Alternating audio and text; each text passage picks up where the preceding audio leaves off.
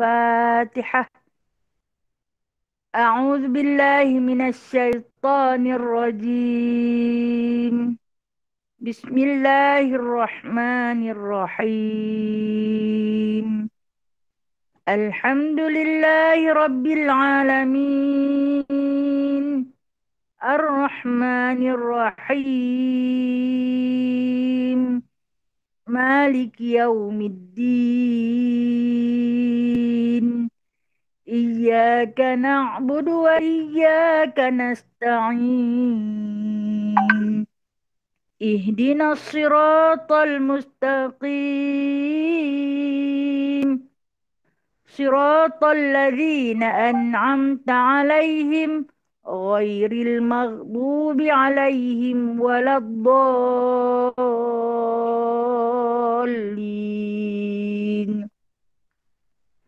آمين. Okey, sama-sama ikut nah selawat Al-Fatih nah.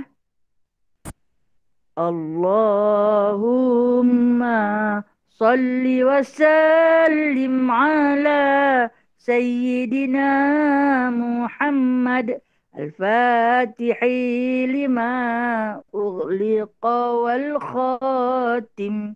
Sekali lagi.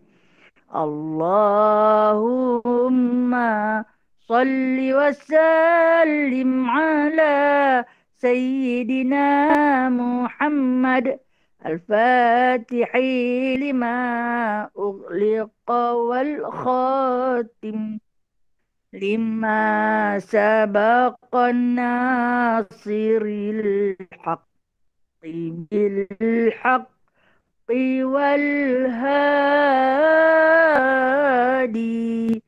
لما سبق ناصر الحق بالحق والهادي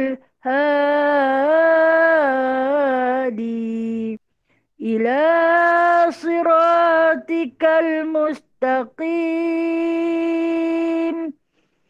إلى صراطك المستقيم وعلى آله وصحبه حق قدره ومقداره العظيم، ومقداره العظيم. Lagi sekali ya, sementara kita nak boleh. Allahumma salli wa sallim ala Sayyidina Muhammad Al-Fatihi lima ughliqa wal khatim. Allahumma salli wa sallim ala Sayyidina Muhammad Al-Fatihi lima ughliqa wal khatim lima sabaqa nasiril haqqi bil haqqi wal hadi lima sabaqa nasiril haqqi bil haqqi wal hadi ila siratikal mustaqim, ila siratikal mustaqim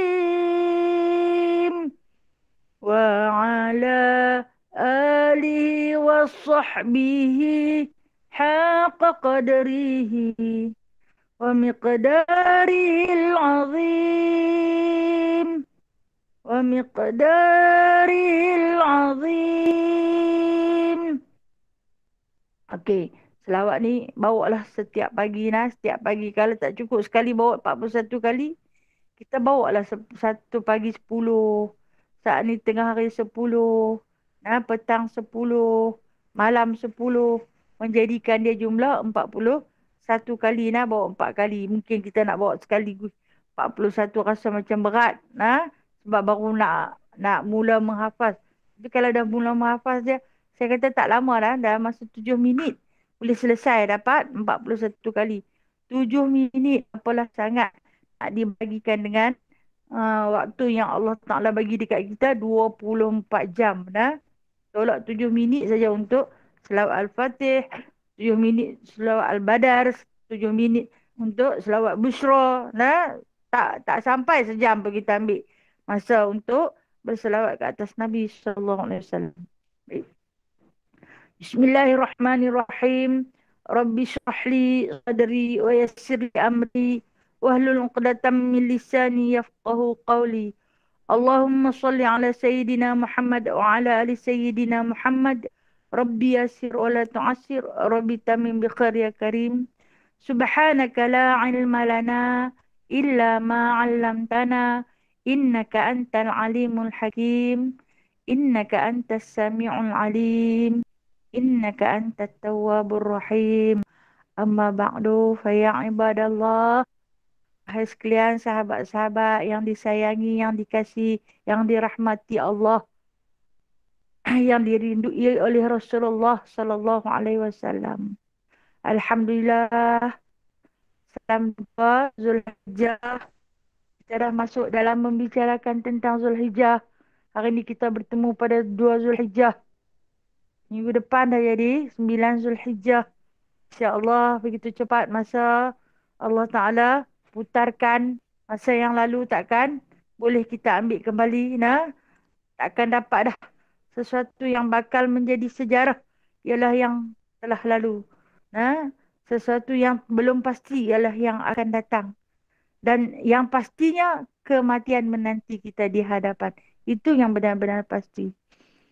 Hari ini insyaAllah kita sama-sama akan sambung daripada surah Takwir, tetapi saya hari itu saya terlangkau, mohon ampunan maaf atas kecuaian dan kelalaian saya. Saya telah pun melangkau satu ayat daripada surah Takwir, yakni ayat yang ke-10. Mohon ampunan maaf atas kelalaian diri saya sendiri. Jadi saya ambil balik ayat yang ke-10 tu. Kalau tengok daripada surah Takwir, A'udzubillahi minasyaitonirrajim. Ayat yang ke-10 berbunyi, wa idza suhufu nusyirat, wa idza suhufu nusyirat. Yang mana Allah Subhanahu wa taala bersumpah dengan satu lagi makhluknya yang bernama suhuf. Nah, suhuf, apa dia suhuf ini? Iaitu catatan-catatan amal. Yang mana kita baca pada awal-awal surah Takwir ini, surah dia terbahagi kepada dua pembahagian. Yang pertama iaitu pada menceritakan tentang keadaan peristiwa akhir zaman. Peristiwa berlakunya kiamat dan huru-haranya. Yang pada kumpulan yang kedua iaitu penceritaannya tentang sejarah penurunan wahyu. Yang mana kita kembali balik pada ayat yang ke-10. Allah Ta'ala menceritakan tentang keadaan huru-hara hari kiamat. Kata Allah Subhanahu wa Ta'ala, selesai manusia itu dibangkitkan, dikumpulkan di padang mahsyar, dihadapkan di hadapan Qadhi Rabbul Jalil, sebelum kita ini diperhitungkan, ditimbang amal kebajikan dan kejahatan, sebelum syurga dan neraka dibawa untuk persediaan mereka. Bagi syurga memberi nikmat, neraka memberi azab. Awal-awal sekali kita di hadapan Qadhi Rabbul Jalil, kita akan dibentangkan amal-amal ataupun catatan kita. Berbetulan dengan ayat Allah Ta'ala pada ayat yang ke-10 daripada surah Takwir ini. Wa idza suhufu nusyirat. Dan apabila catatan-catatan dibentangkan. Ini bermakna kita tahu kita punya perilaku, kita punya perkataan, kita punya niat, kita punya tindakan, kesemuanya dicatat. Dicatat, ditulis. Kita beriman dengan satu nama malaikat, Raqib dan Atid, yang mana tugas mereka ialah menulis dengan begitu cermat. Dengan begitu cermat. Maksud dia menulis dengan begitu cermat ni apa? menulis setiap satu persatu tanpa meninggalkan satu pun perbuatan kita. Ditulis, dikarang dengan begitu cermat oleh malaikat Raqib dan Atid ataupun diberi dengan nama satu gelaran yang Allah Ta'ala sebut sebagai kiraman katibin. Itu penulis yang paling mulia. Ha? Kenapa disebutkan sebagai kiram? Kiram ni kemuliaan. Kerana kemuliaan mereka itu penulis ni dia tak ubah apa yang dia dengar, apa yang dia tengok, apa yang dia saksikan. Dia tak tukar. Sebaliknya, apa yang dia lihat, dia tulis. Apa yang dia dengar, dia tulis. Apa yang dia rasa, kita rasa, dia tulis. Apa yang dia rasa, kita rasa. Kita niat. Kita kata, aku rasa-rasa lah. Okey, itu niat dah. Nah, niat di atas sesuatu yang baik, ditulis. Ditulis satu pahala kebajikan. Niat nak buat baik, dah tulis dah. Tu kita baru rasa nak buat, dah ditulis. Kalau buat, dia tulis lagi 10. Baru niat, dia tulis satu. Dah buat, dia tulis 10. Itu yang Allah Ta'ala puji. Keadaan sifat malaikat Raqib dan Atid ni, mereka cukup cermat dalam penulisan. Tidak pernah ketinggalan apa juga, walaupun satu perkataan yang pernah kita lafaz. Kebiasaannya kita yang kita dengar lain, yang kita cuba sampaikan lain melalui rakaman pendengaran kita. Berbeza dengan rakaman yang kita rakam. Dia akan keluarkan sebiji lah apa yang kita rakam. Tetapi kalau yang kita dengar, kita hanya menulis, biasanya kita bukan penulis yang cermat. Ada yang tertinggal dan mungkin ada yang tertokok tambah. Jadi, maka Allah Ta'ala meletakkan kiraman katibin ini pada malaikat Raqib dan Atid kerana mereka ialah penulis yang cermat. Penulis yang cermat ini iaitu sehingga tak mengelakkan langsung satu perbuatan atau satu perkataan daripada penulisan mereka. Itu yang dikatakan di dalam surah Al-Kahfi, kita akan hairan ketika mana surat Al-Amal didatangkan kepada kita. Dahsyat kita kata. Allah Ta'ala sebut dalam surah Kahfi.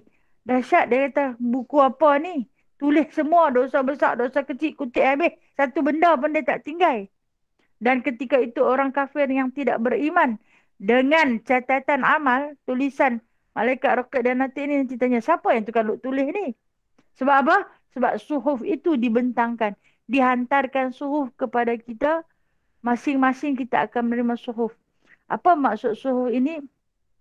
Suhuf ni daripada perkataan sahifah, yakni muka surat, muka surat. Suhuf ni perkataan jamak daripada sahifah. Muka surat. Maksud saya di gulungan kertas. Ataupun kita sebut dengan satu makna yang kita faham, buku catatan amal yang akan dibentangkan kepada kita. Kita baca sendiri. Bukan baca pelan-pelan macam baca buku, bukan. Kita baca kuat-kuat. Tak payah pakai mikrofon masa tu. Seluruh makhluk dunia yang hidup daripada zaman Nabi Allah Adam AS sampailah hidup pada hari terakhir dunia ini akan mendengar bacaan kita tentang amalan yang kita lakukan melalui suhuf-suhuf kita.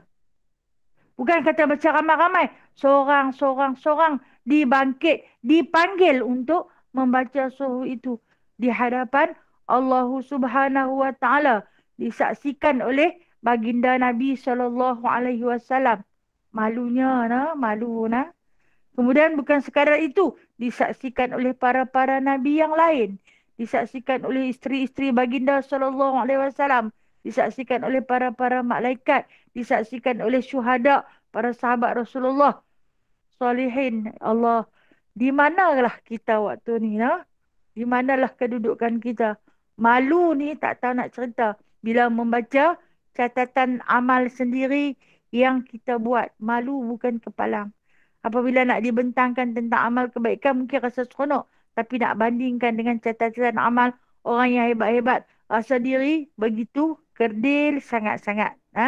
Kalau nak dibandingkan dengan mereka yang hebat. Ketika ini tidak ada perasaan takabur lagi.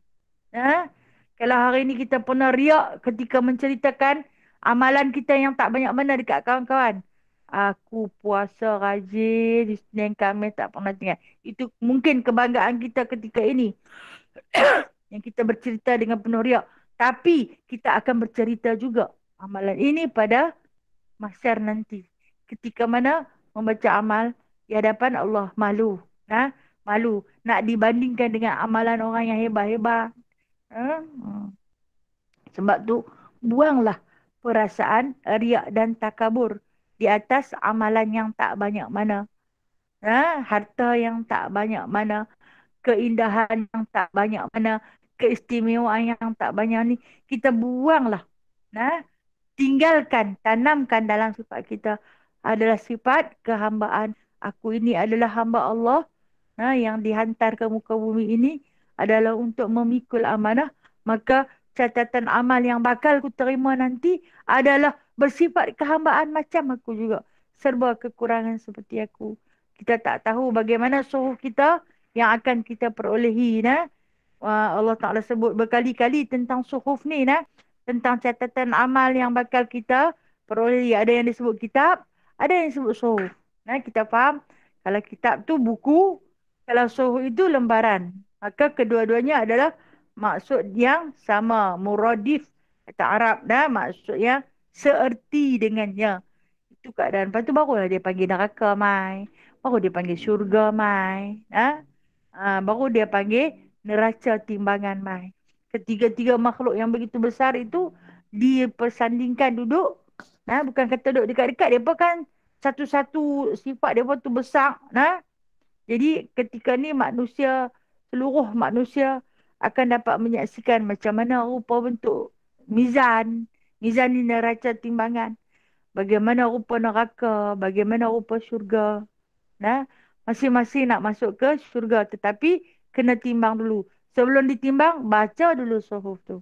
Itu maksud Allah Subhanahu Wa Taala apabila kita menerima gulungan, dibentangkan gulungan-gulungan. Ini suhuf amalan kita yang kita lakukan. Allah. Tak dapat kita nak bayangkan betapa malunya kita apabila kita sendiri yang nak baca. Kalau baca hak elok, tak apa juga no. Kalau main muka surat yang perbuatan kita yang tak elok. Tapi kalau kita orang yang tak rajin buka aib orang, Allah Ta'ala takkan buka aib kita depan orang lain. Kita sendiri saja baca. Tapi kalau kita jenis suka buka aib orang lain, hari itu Allah Ta'ala akan buka keaiban kita itu di depan khalayak ramai.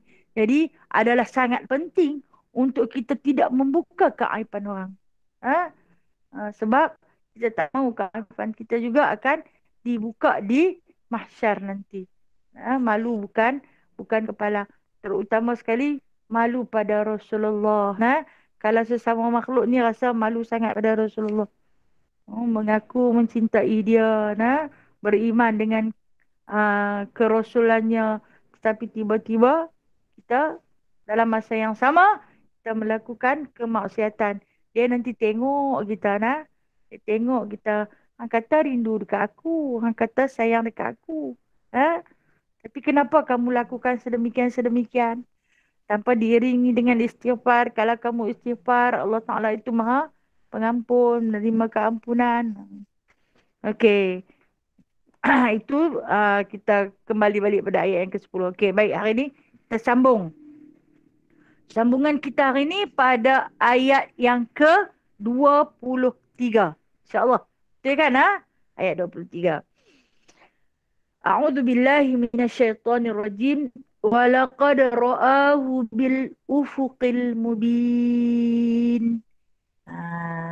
Firman Allah Subhanahu wa taala pada ayat yang ke-23 dengan maksudnya dan sesungguhnya dia telah pernah melihat siapa? Melihat malaikat. Di ufuk nyata. Wa ma huwa 'alal ghaibi bidhanin. Dan tidaklah ia atas hal-hal yang gaib dapat dituduh. Baik. Kata Allah Subhanahu wa taala, Rasulullah sallallahu alaihi wasallam sendiri pernah melihat Jibril di dalam satu suasana iaitu berada di ufuk. Ufuk yang nyata. Apakah yang dimaksudkan ufuk yang nyata? Ufuk yang nyata di sini ialah ufuk timur.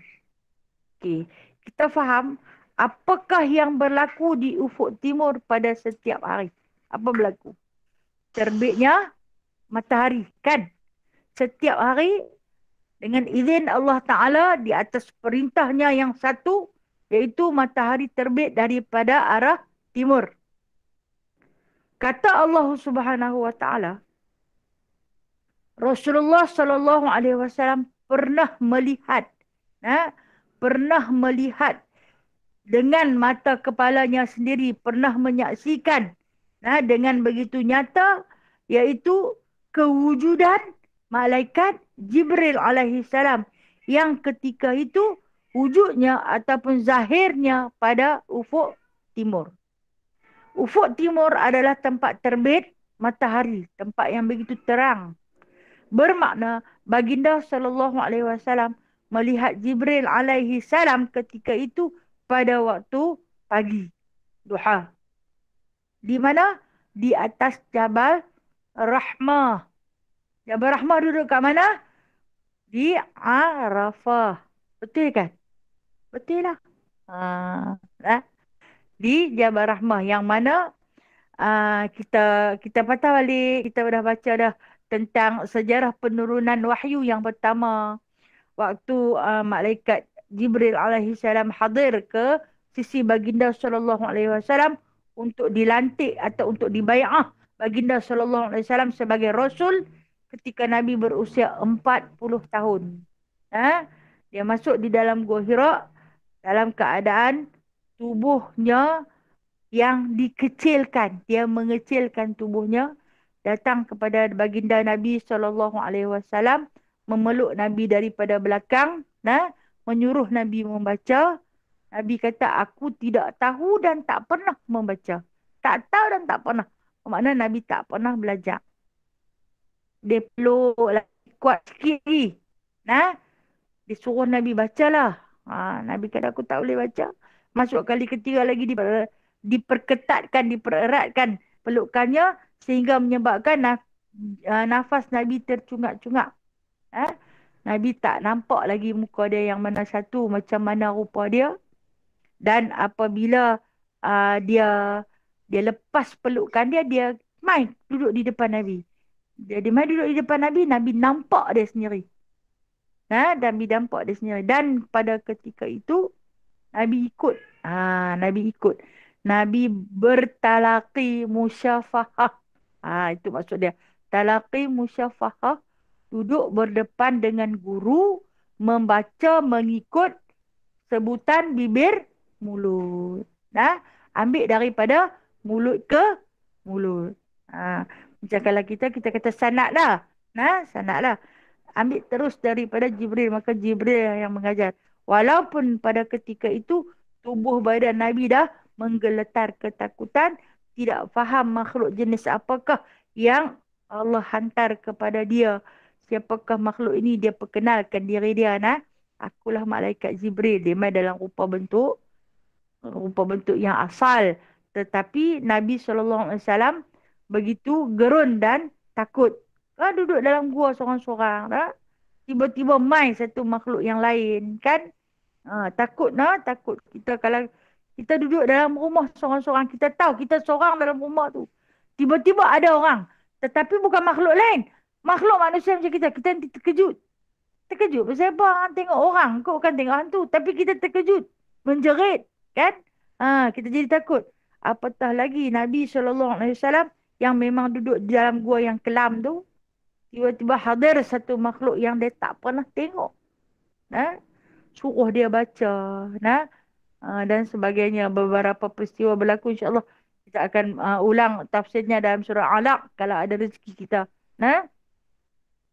Kemudian apa Nabi buat? Nabi turun daripada Jabal Nur. Iaitu Gua Hira. Nabi turun. Bila Nabi nak balik ke rumah Sayyidatina Khadijah. Nabi melewati Arafah. Nabi tak balik ke rumah Sayyidatina Khadijah. Nabi melewati Padang Arafah. Melalui Jabal Rahmah. Dia duduk betul-betul arah timur. Itu yang Allah Ta'ala sebut. ufuqil mubin. Allah Ta'ala sebut Nabi ni memang pernah tengok Jibril dengan begitu nyata. Ra'ahu. Dia pernah tengok, kata Allah. Yang ni bermakna Nabi bukan reka-reka. Walaqad ra'ahu. Dia jumpa sendiri dengan Jibril. Kalau kita kata jumpa dengan mata kepala dia sendiri. Bukan dia bermimpi. Bukan dia membayangkan. Tetapi dia memang jumpa terus. Wa ma huwa alal ghaibi bidhanin. Allah Ta'ala nak menafikan pada hal-hal yang gaib tu, janganlah hampa tuduh Muhammad tu gila. Dia bukan gila. Pada hal yang hampa tak boleh tengok, hampa jangan tuduh dia gila. Sebab Allah Ta'ala izinkan dia untuk dapat melihat fizikal Jibril alaihi salam, yang mana kata Nabi SAW bila mana dia bertanya dia. Kan Nabi ni bila dia dapat dah wahyu, dia terus pergi sampaikan. Bawa sampaikan. Orang yang dia nak sampaikan ni adalah orang-orang yang paling mencabar. Yang bukan kata orang bodoh, orang-orang pandai. Pembesar-pembesar Quraisy. Okay, hang kata hang jumpa malaikat. Hang cerita Sat, macam mana rupa malaikat tu. Mana boleh nak tengok malaikat. Macam-macam lah dia buat. Jadi cabaran Nabi SAW, maka kata baginda SAW, Ra'aitu Jibril inda sidratil muntaha alaihi situ mi'atin janah. Kata Nabi SAW, aku pernah melihat. Aku pernah melihat Jibril inda sidratil muntaha, di sidrah muntaha. Apa yang Nabi lihat? Dia kata, alaihi situ mi'atin janah. Jibril ni mempunyai 600 sayap. Jadi inilah gambaran yang Nabi pernah tengok di ufuk nyata tu, di ufuk timur. Di atas di bukit Jabal Rahmah, yang waktu tu kata Nabi SAW, sayap yang ada 600 itu memenuhi ruang masyrik dan memenuhi ruang maghrib. Maksud dia, sayap dia penuh langit timur dan barat. Gelap. Memenuhi ruang. Punya penuh. Yang mana dikatakan kepalanya memuncak ke langit, sementara kakinya itu adalah terbenam di dalam pelusuk bumi yang paling dalam. Nisbah Nabi Abak ni besarnya dia. Yang mana kakinya dan kehebatannya tu sampai tenggelam dalam. Dan apa berlaku kepada Nabi? Nabi pengsan ketika tu. Pengsanlah Nabi. Waktu yang dia melihat keadaan Jibril. Dan apabila dia tersedar kembali, dia daripada pengsan dia, Jibril masih lagi berada di hadapan dia, berdiri tegak di ufuk timur dalam keadaan yang macam tu, belum berubah lagi. Dan ketika ni Nabi lebih tenang selepas tersedar daripada pengsannya. Nabi cuba mengamati apa yang ada pada Jibril, maksud dia rupa dia. Rupa dia. Bentuk dia, maka kata Nabi SAW, aku tak dapat nak bandingkan. Dia bukan seperti burung yang mempunyai sayap. Tapi dia ada sayap. Sayapnya bukan 2, tapi 600. Dan pada sayapnya itu kata baginda SAW, yang tasiru min risihi at-tahawil. Bertaburanlah min risihi, di bulu-bulu sayap tu. Di setiap sayap tu ada bulu. Dan pada bulu-bulu sayap itu bertaburanlah permata, kata Nabi SAW. Permata ad-duri wal yaqut. Permata yang berwarna-warni. Permata mutiara intan. Dur ni intan. Yang berwarna-warni pada setiap kita kata lapisan-lapisan sayap yang mempunyai 600 sayap tu. Nisbah kecantikan, keindahan yang terdapat pada sifat Jibril alaihi salam. Mau ke tak takut? Mau ke tak takut? Kita ni kalau jumpa burung ada 3 sayap pun, kita tangkap gambar, kita viral, mungkin panggil TV3 masuk dalam berita awal ni. Nak cerita pasal burung ada 3 sayap. Apatah lagi kalau baginda SAW bertemu dengan Jibril alaihi salam, yang mana kata Nabi, situ mi'ah janah. 600 sayap. Tak boleh. Itu kata kita tak boleh nak bayangkan dengan akal yang sedikit, dengan akal yang kecil ni, macam mana Allah Ta'ala ciptakan kehebatan yang terletak pada jasad Jibril alaihissalam. Tapi masih boleh dibayangkan oleh baginda lagi. Sebab Jibril juga makhluk. Nah, cuma nak dibandingkan, tak ada perbandingan makhluk yang ada 600 sayap macam tu. Pada setiap bulu-bulunya, kata baginda SAW, at-tahawil. Bertaburan dur wa yakut. Intan-intan. Dan juga permata-permata yang tahawil. Yang macam-macam warna. Nah, warna putih, warna merah, warna hijau, warna biru. Cantik. Nah, nisbah kecantikan. Dan Allah Ta'ala kata, ni pada benda yang gaib. Apa maksud? Dikatakan oleh Dikatakan Allah Ta'ala ni, wa ma huwa 'alal ghaibi bidhanin. Nah, yang dikatakan benda-benda yang gaib ni, hampa janganlah tuduh dia gila. Hampa jangan tuduh dia tidaklah atas hal yang gaib tu dapat dituduh. Dia pun tuduh Rasulullah ni sebagai orang gila. Bercakap pada benda yang kami tak nampak. Cerita pada benda kami tak nampak. Kita tahu perkara-perkara yang gaib yang mana Allah Ta'ala sebut ciri-ciri orang yang beriman dan bertakwa itu ialah orang yang beriman dengan perkara-perkara yang gaib. Apakah perkara-perkara yang gaib? Di antara perkara-perkara yang gaib yang disebut oleh baginda sallallahu alaihi wasallam, yang pertama malaikat lah. Kita tak pernah nampak tapi kita beriman dengan kewujudannya. Bahkan beriman dengan malaikat itu adalah rukun iman yang kedua. Wajib kita beriman. Amantu billah wa malaikatihi. Yang kedua, beriman dengan malaikat.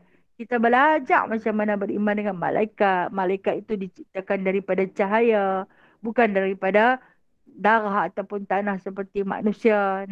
Malaikat itu tidak lelaki, tidak perempuan. Malaikat tidak mempunyai nafsu makan, minum, tidur, letih dan sebagainya. Malaikat hanya saja memiliki akal dan iman semata-mata. Itulah para malaikat. Jadi kita beriman. Maksud beriman ni kita percaya atas perkara-perkara yang gaib. Jadi kita tak pernah tuduh Nabi pemohong. Kita tak pernah tuduh Nabi berdusta. Atau jauh sekali lah kita nak kata Nabi itu gila. Itu perkara pertama. Perkara kedua, kita beriman. Maksud kita percaya dengan kewujudan jin dan syaitan. Kita percaya kan? Kita percaya makhluk ni ada. Ada dengan kita. Hidup sekali dengan kita, jin dan syaitan. Ni perkara gaib lah. Perkara gaib, maksud dia, masuk gaib ni daripada ghaba yaghibu ghaib. Benda yang tak nampak pada mata tapi wujud. Itu gaib. Kemudian apa lagi? Kita percaya kepada qada dan qadar. Qada dan qadar. Atas segala musibah yang berlaku kita tahu. Ini ketentuannya di atas sesuatu peristiwa yang berlaku adalah datangnya daripada Allah. Itu gaib. Nampak ke? Allah yang bagi. Tak nampak. Tapi aku percaya. Sesuatu yang berlaku dekat aku ni tentu ada sebab.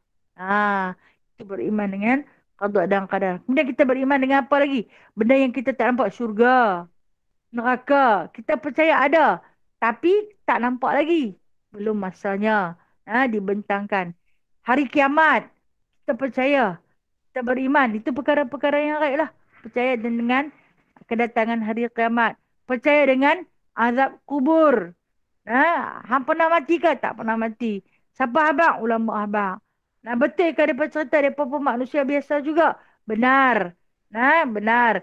Kerana apa yang dibawa datang oleh para ulama itu diambil daripada Nabi. Apa yang dibawa daripada Nabi itu adalah diambil daripada Al-Quran, dan apa yang datang daripada Al-Quran itu dibawa oleh Jibril. Apa yang dibawa oleh Jibril itu adalah daripada sisi Allah Subhanahu wa ta'ala. Maka adalah berdosa jikalau kita menafikan pendapat-pendapat ulama. Kita tak boleh kata saya hanya nak beriman dengan hadis dan Al-Quran. Saya tak mau ijma' ulama. Ada orang yang tak mau ijma' ulama. Dia nak pakai Al-Quran dan hadis semata-mata. Sebagai umat mutaakhirin yang jauh daripada Nabi, kita tak hidup dengan Nabi, macam mana kita nak pakai Nabi terus? Kita nak baca hadis, kita nak faham hadis adalah melalui ulama. Kalau ulama tak cerita kat kita, kita tak kerti. Sebab Nabi dia tinggal hadis. Maka yang akan menghuraikan hadis, yang membaca hadis adalah ulama. Kalau kita tak mahu pakai ulama, duduk tak duduk kita nak pergi cari hadis tang mana? Dan nak menentukan hadis tu sahih ke ataupun dhaif ke ataupun gharib ke hadis tu adalah ulama. Habis macam mana yang orang kata dia cuma nak pakai hadis dengan Quran, dia tak mau pakai ijma' ulama. Ha. Tak boleh. Kena guna ijma' ulama. Sebab apa? Pendapat ulama itu benar. Sebab tu bila ulama menceritakan tentang azab kubur, dia bukan cerita pembohong. Dia ambil daripada kitab.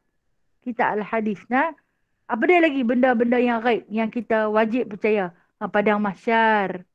Kemudian apa lagi? Mizan iaitu neraca. Neraca timbangan. Sirat. Titian. Itu di antara perkara-perkara yang gaib.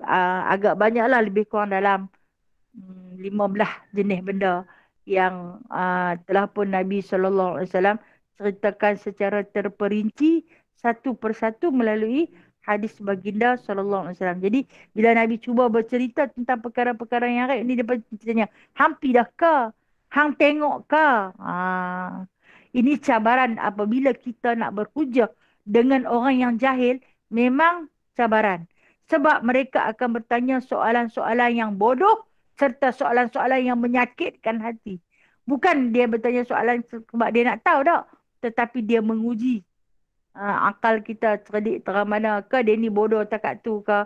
Ke dia ni reka-reka cerita. Dia pun tanya Rasulullah tu dengan satu sifat iaitu untuk mengejek-ngejek Nabi SAW. Dia pun nak kata, ya tengok dia kat reka-reka. Dia reka cerita, dia nampak Jibril macam tu, dia nampak Jibril macam ni. Sebab tu kata Allah, pada benda yang gaib, apa jangan tuduh dia. Jangan tuduh siapa? Jangan tuduh Muhammad tu gila. Jangan tuduh kata dia reka cerita. Dia bercerita di atas satu perkara yang benar. Benar. Wa ma huwa biqauli syaitanir rajim, kata Allah, dan bukanlah ia itu perkataan syaitan yang terkutuk. Maksud dia apa dia perkataan syaitan yang terkutuk ni? Kita bila bercakap suka pemohong. Itu adalah daripada syaitan. Bila dia bercakap ni, ada saja dia nak pemohong. Betul dah dia cerita tu. Tapi ada tokok tambahnya. Itu cakap-cakap syaitan. Orang kata lagu lain, dia mai sampai lagu lain. Pasal apa? Itu adanya kata-kata daripada syaitan. Selit sikit je. Walaupun hanya satu perkataan yang dia ucapkan itu, boleh mengubah makna menjadi lain. Itu kerja syaitan. Allah kata Rasulullah bukan cakap ikut perkataan syaitan. Apa yang aku wahyukan, itulah yang disampaikan oleh baginda sallallahu alaihi wasallam. Dia tak pernah putar belik perkataan dia. Apa yang dia tanya, yang itulah diberitahu. Apa yang diberitahu, maka itulah yang akan disampaikan. Jadi ini cara macam mana wahyu itu diturunkan. Main daripada Jibril, perkataan yang benar, perkataan yang baik. Nabi tak tambah satu perkataan pun. Nabi tak tokok apa-apa perkataan pun. Atas perkara yang wajib, maka Nabi kata wajib. Atas perkara yang sunat, maka Nabi kata sunat. Yang macam kita tengok dalam Al-Quran, Allah Subhanahu Wa Taala kata, "Wazkurisma rabbuka bukratan wa asila." Hendaklah kamu sebut nama Tuhanmu pada waktu pagi dan pada waktu petang. Baik, maka ulama menafsirkan apakah maksud Nabi kata, hendaklah kamu sebut nama Tuhanmu pada waktu pagi dan pada waktu petang. Waktu pagi ini ditumpukan kepada solat subuh. Hendaklah kamu bersolat subuh. Kemudian wa'asila, dan hendaklah kamu bersolat pada waktu petang. Itu yang diambil pada bersolat pada waktu petang. Solat asar dan juga maghrib. Wa minal laili fasjud lahu. Dan sebahagian daripada malam diambil tentang solat fardu isya. Hendaklah kamu sujud kepadanya. Dan waktu zuhur itu diambil pada waktu zawal yang Allah Ta'ala sebut. Waktu duha, lepas daripada duha adanya zawal. Maka akan hadirnya waktu zuhur. Kalau dalam Al-Quran memang Allah Ta'ala tak sebut subuh, zuhur, asar, maghrib, isya. Allah Ta'ala tak sebut. Tetapi Allah Ta'ala hadir melalui kalimah-kalimah Al-Quran. Maka Nabi lah yang menghuraikan. Bila Nabi huraikan, ulama ambil menterjemahkan kepada kita. Yang kita guna pakai hari ni, setiap hari kita bersolat 5 waktu. Sebab apa? Nabi sampaikan. Nabi tak sembunyi walaupun satu pun. Dia suruh kita buat. Kita buat 5. Kemudian ada rakaat-rakaat yang tersendiri. Subuh rakaatnya 2, Zuhur 4, Zuhur, Asar dan juga Isya 4, Maghribnya 3. Bersebab-sebab yang tersendiri telah pun kita baca melalui sejarah solat 5 waktu. Pernah kita baca satu ketika dahulu, iaitu tentang sejarah solat 5 waktu. Begitu indah disusun oleh baginda, yang mana bukanlah kata-kata baginda itu didorong oleh syaitan ataupun ada campur tangan daripada syaitan. Sebaliknya, apa yang Nabi bagi tahu, apa yang Nabi sampai kepada kita itu adalah terus daripada wahyun yuha. Apa yang Allah Ta'ala wahyukan kepada Nabi, Nabi sampaikan kepada keseluruhannya.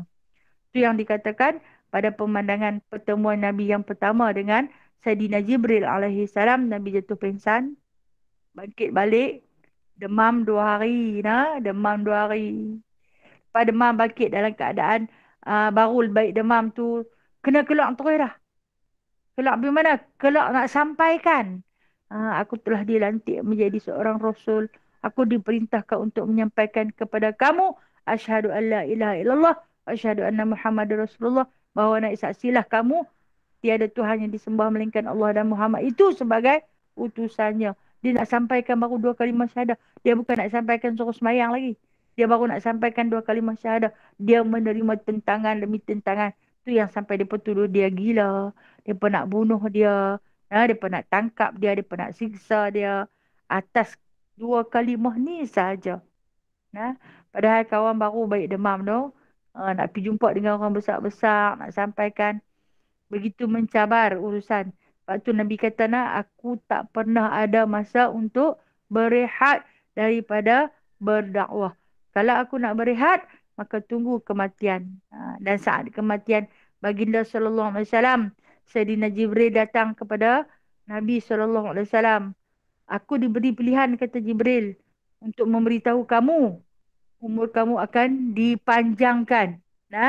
Umur kamu akan dipanjangkan. Panjang dekat mana? Panjang sampai kiamat kalau kamu mahu. Apa kata Nabi? Cukup. Cukup. Dia tak mahu dah.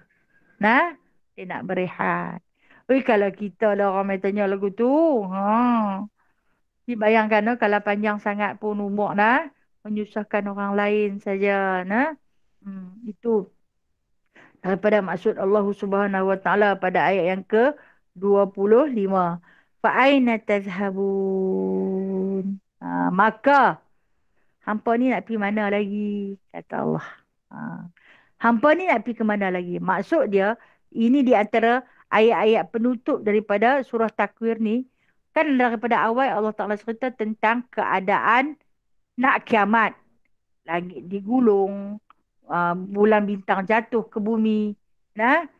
Kemudian Allah Ta'ala cerita tentang hal ehwal hari kiamat.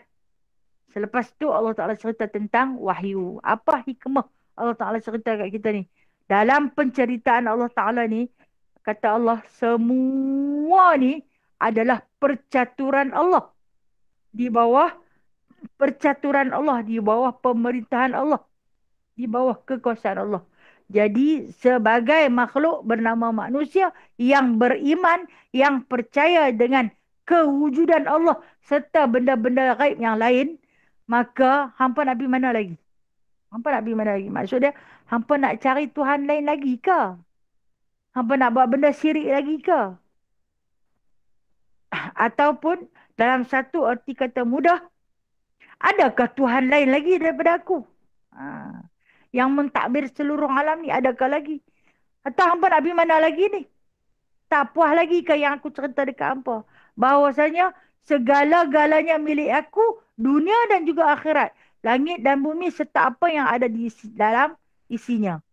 Jadi hampa nak pergi cari apa lagi? Apa lagi yang kamu cari, wahai manusia? Tak usah carilah sesama kita. Kita semua lemah. Maka kita cari Allah. Jikalau Allah itu ada di dalam hati kita, nescaya tenang dan bahagia. Walaupun kita dihimpit dengan pelbagai masalah, namun ketenangan dan bahagia. Fa'ina tadhhabun. Hampa nak pergi mana lagi? Hampa nak cari apa lagi? In huwa illa dzikrul lil alamin. Dan itu tidak lain melainkan satu peringatan untuk seisi alam. Peringatan yang Allah Ta'ala bawa mai untuk seisi alam. Kata Allah, liman sya'a minkum an yastaqim. Iaitu untuk siapa-siapa yang di antara kamu yang ingin berlaku lurus. Siapa di kalangan hampa yang nak buat benda baik, ambillah ia sebagai satu jalan kebaikan. Kalau dalam surah Insan Allah Taala cerita, ya, inna hadainahu sabila imma syakiran wa imma kafura.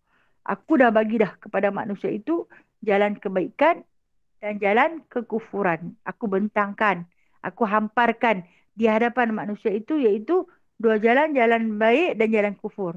Jadi pilihlah mana satu jalan yang hampa nak ambil. Kan? Pilih.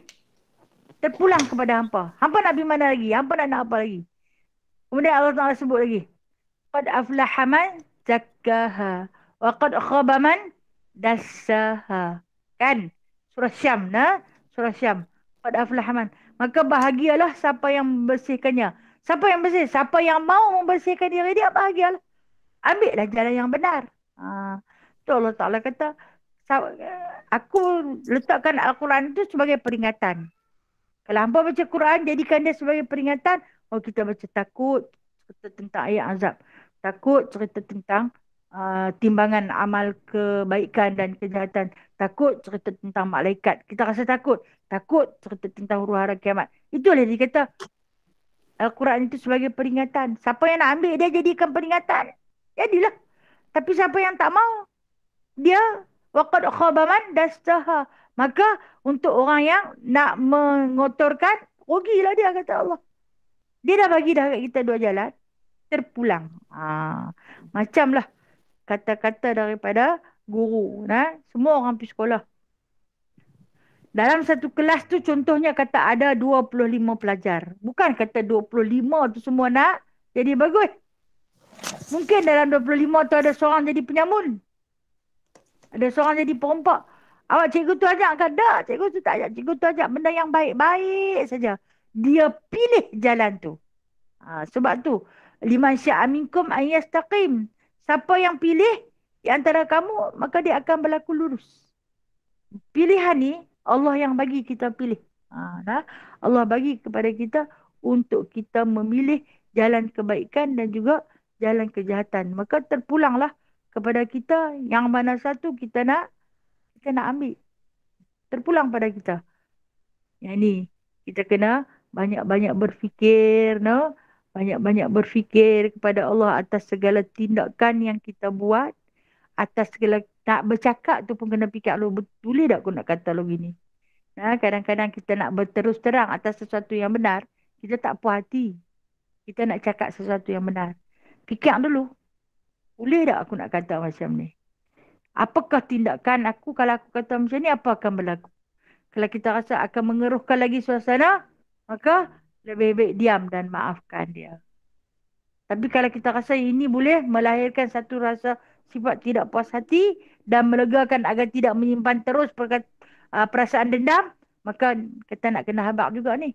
Tak habaq tak boleh, saat lagi ada dendam dalam hati, jadi nak kena cakap juga. Maka berkatalah. Terpulang kepada kita untuk memilih yang baik dan yang buruk. Allah Ta'ala dah bentang dah jalan kat kita. Kita pilihlah nak ambil yang mana satu.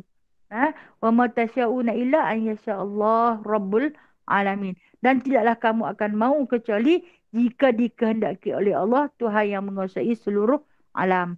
Maknanya di sini, hampa ni memang tak mau. Kita ni memang tak mau. Kita tak hendak kalau boleh semua nak jadi baik-baik saja. Kita nak jadi baik-baik saja. Maka berkewajipanlah ke atas kita untuk menembus tabir hawa-hawa nafsu kita agar tabir-tabir itu tidak kebal. Ni nafsu yang kebal ni hang cakap pi lagu mana pun.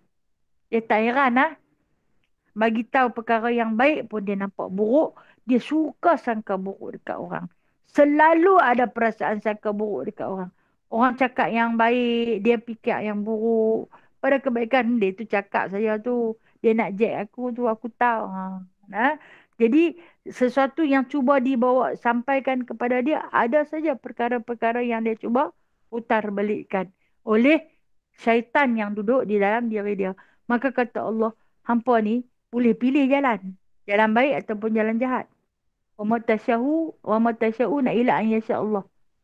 Hampa ada kemahuan, tapi kemahuan hampa tu takkan hadir jikalau Allah Ta'ala tak izinkan. Bermakna, berdoalah pada Allah agar Allah Ta'ala tidak cabut setiap pemberian yang diberi pada kita. Apa pemberian dia? Hidayah. Ya? Waktu mai ke perasaan nak buat baik tu, jangan Allah Ta'ala cabutkan. Jangan Allah Ta'ala regut dan rampaskan. Sebaliknya, terus bimbing kami, wahai Rabbal Alamin, wahai Tuhan, pentadbir, pembimbing seluruh alam, maka terus bimbing kami agar untuk terus duduk kukuh di atas jalan hidayah ni. Jangan kita leka dan lalai. Sebab leka dan lalai itu adalah pedang syaitan. Ha, bila yang tinggal kepada kita adalah syaitan yang membisikkan kejahatan, itulah penyebabnya kita memilih satu jalan yang tidak baik. Pujuk-pujuk hati kan saya bagi tahu berkali-kali. Rasulullah kata, hati kita tu macam binatang buah. Kena ikat dia. Kena ikat. Kadang-kadang dalam simpulan kita tu, tali kita tu tersimpoi. Tali kita tersimpoi jadi kerosot. Tu yang kadang-kadang mai dia fikir serabut sangat tu. Hati. Dia berlaku pada hati. Ha? Hati kita sedang dibolak-balikkan oleh syaitan. Hang dah lama dah buat baik. Hang dah lama dah minta. Tapi tak dapat-dapat lagi. Allah Ta'ala tak sayang kat hang kot. Mulalah dia pilih satu jalan yang lain. Dah ni hang pergi cari kawan ni. Dah ni hang buat macam ni. Satu tindakan. Itu semua adalah perkataan ataupun bisikan daripada syaitan. Untuk membelenggu nafsu kita. Agar turut dan patuh pada perintahnya. Jadi kita sama-sama bermohon pada Allah agar terus memberi petunjuk dan hidayah sesuai dengan satu ayat yang tak pernah kita tinggal di dalam sembahyang, iaitu pada kalimah ihdinas siratal mustaqim. Itu doa kita nak. Siratal ladzina an'amta alaihim ghairil maghdubi alaihim waladdallin. Disunatkan kita saktah atau berhenti seketika di situ. Dan pada perhentian itu ada pendapat ulama kata selitkan doa untuk dua ibu bapa. Rabbighfirli wali walidayya. Kenapa disuruh minta doa kedua ibu bapa? Sebab doa kepada kedua ibu bapa itu untuk menghapuskan daripada kita jadi anak durhaka. Satu tiket untuk ke syurga apabila kamu menyantuni berbuat baik dengan kedua ibu bapa kamu. Maka itu adalah tiket yang terbesar untuk kamu ke syurga. Atas dosa-dosa yang besar dapat dihapuskan jikalau kamu taat dan patuh kepada kedua ibu bapa kamu. Selepas kita minta pada Allah jalan yang lurus, minta lindung daripada jalan yang Allah murkai, minta ampun bagi kedua ibu bapa. Tapi jangan kuat-kuat nak. Waladdallin. Kan kita berhenti sebelum kita kata amin tu. Selitkan doa. Rabbighfirli wali walidayya. Itu pendapat ulama. Ada setengah kata tak boleh. Kata dalam tu. Kita raikan pendapat-pendapat orang-orang yang hebat ini. Tapi kalau saya memang saya beramal dengan perkara yang demikian. Sebab guru pernah berpesan. Untuk menangkis daripada kamu dituduh sebagai seorang anak yang durhaka. Maka selitkan sebelum kamu kata amin. Amin tu maksud dia apa? Perkenankanlah ya Allah di atas rasa kasih sayang seorang anak kepada kedua ibu bapa walaupun dia masih hidup. Hantar doa. Jangan pernah putus doa kepada mereka. Jadi wallahu a'lamu bisawab. InsyaAllah yang mana kita telah selesai pada pagi ini dengan izin Allah bacaan kitab daripada surah At-Takwir. Kalaulah Allah Ta'ala izin bagi rezeki umur lagi dekat kita, minggu depan kita akan masuk infitah. Maaf. Minggu depan nak raya, no. Kita cuti raya lah minggu depan, Raya haji kot ustazah nak cuti. Raya haji kena raikan. Sebab dalam raya haji ni, dia ada 5 hari istimewa minggu depan. Bermula daripada Isnin, ada hari Arafah. Isnin hari Arafah. 9 Zulhijjah. Sama-sama kita bermuhasabah diri. Nah, walaupun kita tak duduk di Arafah. Nah, walaupun kita tak berwukuf. Kita duduk di rumah. Sama-sama kita bermuhasabah diri. Nah, memohon maaf sama-sama kita bersama ahli keluarga kita. Itu berlaku pada hari Isnin.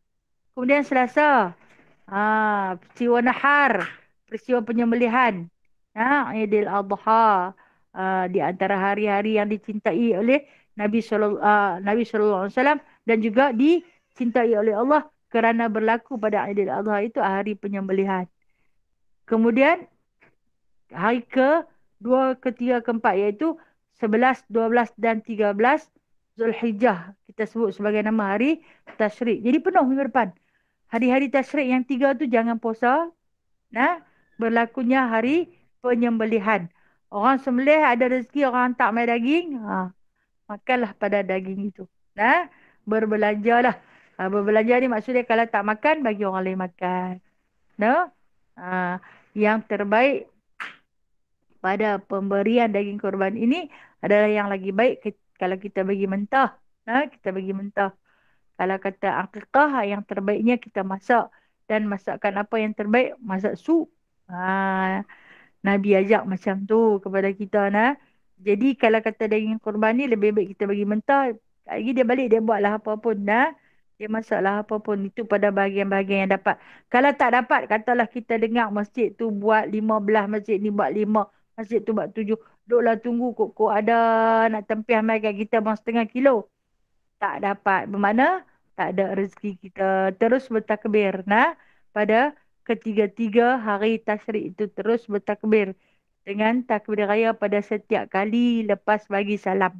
Terus takbir. Jadi minggu depan adalah merakamkan sejarah yang terbaik. Dalam hanya berlaku bulan Zulhijjah. Bulan Syawal tak ada. Bulan Syawal tak ada. Sebab tu saya kata raya haji ni dia lagi meriah. Dengan kewujudan bermula daripada Ahad tu hari Tarwiyah atau orang tua-tua dulu panggil Tarwiyah. Tarwiyah. Hari Nabi Allah Ibrahim alaihissalam bermimpi menyembelih anaknya Nabi Ismail. Itu Tarwiyah. Ahad, bermula Ahad. Dari Isnin, Selasa, Rabu, Khamis dan Jumaat. Hari-hari teristimewa. Kita cuba kejar hari-hari yang Allah Ta'ala bagi kepada kita itu dengan sebaik mungkin, insyaAllah minggu depan. Jadi minggu depan kita cuti seminggu lah. Kemudian kita akan sambung lagi lepas tu. InsyaAllah kita akan masuk surah Infitar. Ini di antara surah-surah masih lagi menceritakan tentang terbelah langit, terpecah bumi, diangkat naik lautan. Wallahualam. Baik, saya buka soalan. Ada soalan nak tanya? Assalamualaikum Ustazah. Waalaikumsalam warahmatullahi wabarakatuh. Okey, sehubungan dengan bulan Zulhijjah ni kan, jadi macam puasa Zulhijjah, ada sahabat yang bertanyakan adakah boleh diniat qada pada 1 hingga 7 hari bulan, maksudnya pada hari pertama hingga hari ke-7, sebab hari yang ke-8 tu adalah hari Tarwiyah dan ke-9 hari Arafah. Jadi antara 1 hingga 7 tu bolehkah diniat qada, memandangkan masih ada baki yang lama belum dijelaskan. Okey, yang tu satu. Dan yang kedua, berikutan dengan puasa juga, 9 dan 10 adalah 10 hari bulan ada hari raya kan. Jadi macam Ustazah kata tadi, Selasa, Rabu, Khamis dan Jumaat adalah memang hari nahar dan hari tasyrik. Dan puasa hari putih pula tu boleh dilanjutkan sehingga 3 hari selepas tu kah ataupun macam mana Ustazah? Okey, baik. Terima kasih. Pada dua soalan ni, iaitu yang pertama, bolehkah diniatkan puasa qada pada 1 Zulhijjah hingga sampai 7 Zulhijjah? Bolehkah diniat qada memandangkan masih ada lagi hutang-hutang lama yang berbaki? Jadi boleh diniatkan qada. Niat sahaja aku puasa qada bulan Ramadan. Sahaja aku puasa qada bulan Ramadan. Katakanlah dia nak niat puasa sampai 9 pun boleh. Walaupun pada hari Tarwiyah dan hari Arafah. Dia boleh niat qada. Dapat pahala sunat tarwiyah dan dapat pahala sunat Arafah. Dia nak niat sampai 9 pun boleh. Nah, kalau kata dia nak niat takat 7 saja, sedangkan masih berbaki lagi, dia kira-kira banyak lagi puasa tak qada. Qada niat hari ke-8 pun niat qada, hari ke-9 pun niat qada. Tapi kalau dia berbaki lagi 7, maka membadailah 1 hingga 7. Boleh nah. Pada setiap hari sunat, niat qada anda kita ada baki qada. Niat qada. Sebab kita akan dapat 2 dalam 1. Pahala sunat pun dapat, pahala qada pun dapat. Contoh macam hari ni, hari Isnin. Hari Isnin dapat pahala sunat. Isnin. Kemudian kebetulan Isnin ni jatuh pada 2 Zulhijjah. Dapat sunat Zulhijjah. Kemudian kita ada pula lagi puasa yang tak qada. Kita niat qada. Kita dapat pahala qada puasa Ramadan.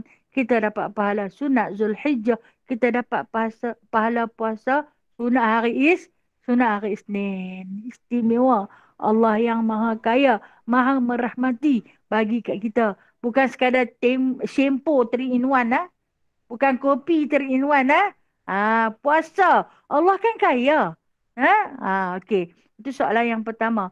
Soalan yang kedua berkenaan dengan hari-hari tasyrik yang diharamkan puasa bercampur dengan hari putih. Okey.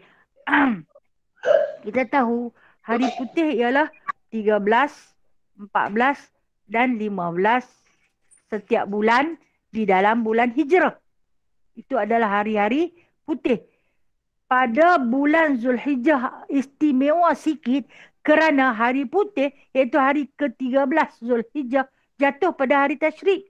Haram berpuasa walaupun ada sunat putih. Jadi nak buat macam mana bila dah haram hari ke-13 tu? Genjak. Genjak hari. Berpuasalah pada 14, 15 dan 16. Kan saya bagi tahu minggu lalu. Dia ada khilaf ulama pada 5. Ada setengah ulama kata hari putih ni jatuh pada 13, 14 dan 15.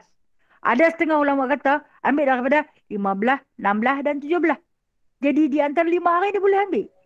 Boleh ambil. Maka kita bila dah tak boleh hari tasyrik tu 13 Zulhijjah, kita ambil 14.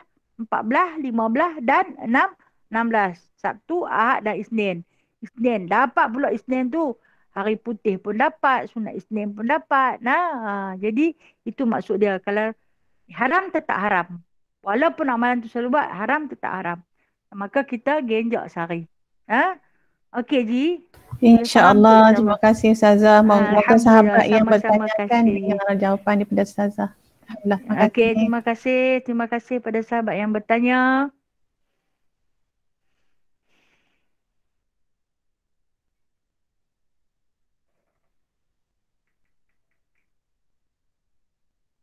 Okey, ada apa lagi yang nak tanya berkenaan dengan binatang korban ke? Nak sembelih macam mana kok lah. Ada di kalangan kita yang orang jemput suruh pergi sembelih binatang. Boleh tak kalau orang perempuan sembelih binatang? Boleh tak? Boleh. Boleh. Kalau berani, no? Tak berani, saya harap terus terang. Saya nak tengok lembu kena sembelih pun tak sanggup. Saya suka kesian, Saya cukup kesian pada binatang, no? Benda yang tak patut-patut kesian, hampir kesian. Pasal apa? Tapi tak boleh, Hati cukup-cukup tak tergamuk tengok mata dia, waktu dibaringkan dia. Saya rasa hirisan pisau yang mengenai kulit dia tu, Allah, Sampai saya suka duk buat cerita sendiri. Sepatutnya kena saksikan, kena tengok kebesaran Allah macam mana. Kalau kita tak boleh nak tengok keadaan lembu disembelih, kita bayangkan macam mana Nabi Ibrahim alaihissalam semasa menyembelih leher putera dia, Macam mana perasaan dia kan? Anak kesayangannya, satu-satu anak yang lama tak jumpa, jumpa nak kena sembelih, Dia letak pisau di situ, Dia hirir leher anak dia. Allah, Allah, Allah, Allah. Hebat Khalilullah tu, Assalamualaikum Ustazah. Waalaikumsalam warahmatullahi. Ya Kak Sima. boleh tak macam katalah dia tak mampu tapi dia teringin nak buat korban, so dia macam berhutang, bolehkah duit yang kita berhutang tu kita nak buat korban? Kita maksudnya dia nak buat korban lah dengan duit yang dia berhutang lah, kerana dia teringin nak buat macam itulah maksudnya. Okey, baik. Terima kasih pada pertanyaan. Dia teringin nak buat korban sehingga dia berhutang. Okey, ini syarat. Kalau dia mampu membayar, maka diharuskan. Maksudnya dia ada cadang, dia ada duit nak dapat. Dia nak buat pada perkara yang sunat. Duit dia tak mai lagi. Ataupun mungkin dia boleh bayar secara ansuran. Jadi dia boleh, harus dia berhutang. Tetapi kalau dia pun sampai tak ada duit tang mana nak pergi cari, haram dia berhutang. Pasal benda kurban tu benda sunat. Kan? Dia kata pakai. Hang bagi dia siapa pinjam, dia tu pakai. Dia kalau pinjam, pakai tak bayar terus. Dia nak bayar dengan apa? Jadi haram. Ada dua keadaan. Tapi boleh diharuskan seandainya dia ada nak dapat ada duit. Tapi lepas raya baru main duit tu.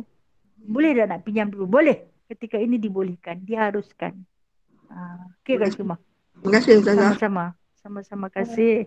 Assalamualaikum Ustazah. Waalaikumsalam warahmatullahi. Ya Kak Ana. Korban juga Kak Ana, macam Kak Ana bagi duit. Tapi Kak Ana tak nama Kak Ana terhubung nama suami Kak Ana. Boleh? Boleh bubuh nama ahli keluarga kita yang mana-mana satu, itu sebagai satu hadiah. Hadiah daripada kita untuk ahli keluarga kita. Boleh. Pahala milik Allah. Allah tahu siapa yang memberi, siapa yang punya. Mungkin dapat sama banyak, mungkin dapat lebih lagi. Jadi atas niat yang baik, boleh. Alhamdulillah. Terima kasih.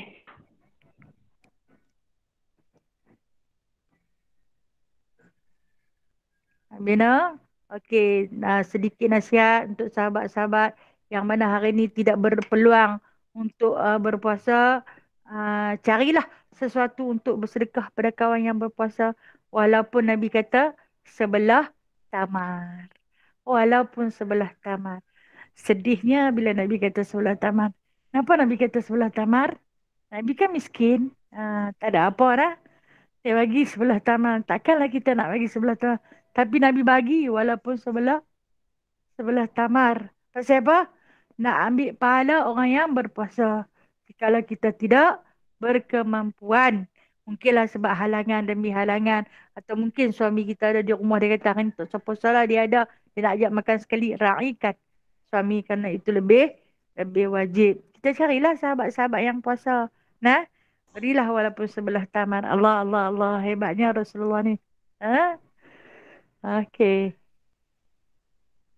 Tak ada apa Tak ada apa, saya sudah dulu Saya mohon ampun dan maaf atas kekhilafan dan kekurangan diri saya. Yang baik itu datangnya daripada Allah. Yang lemah, yang kurang itu adalah daripada kelemahan diri saya sendiri. Wabillahi taufiq wal hidayah. Assalamualaikum warahmatullahi wabarakatuh. A'udzubillahi minasyaitonirrajim. Bismillahirrahmanirrahim. Alhamdulillahi Rabbil Alamin. Hamdan kathira. Hamdan yuwafi ni'amahu wa yukafi'u mazidah. Ya Rabbana. Lakal hamdu. Kama yanbaghi li jalali wajhikal karim. Wa azimi sultanik. Allahumma inna nas'aluka imanan kamila. Nas'aluka qalban khashi'a. Wa nas'aluka dinan qayyima. Wa nas'aluka yaqinan sadiqa. Wa nas'aluka al-afiyata min kulli baliyah. ونسألك تمام الغنى عن الناس وهب لنا حقيقة الإيمان بك حتى لا نخاف ولا نرجو غيرك ولا نعبد شيئا سواك. Ya Allah, ya Tuhan kami, kurniakanlah kepada kami lisan yang lembut basah, mengingati dan menyebut namamu, hati yang penuh segar, mensyukuri nikmatmu, serta badan yang ringan, menyempurnakan ketaatan kepada perintahmu. Ya Allah, kurniakanlah kepada kami iman yang sempurna, hati yang khusyuk, ilmu yang berguna, keyakinan yang benar-benar mantap.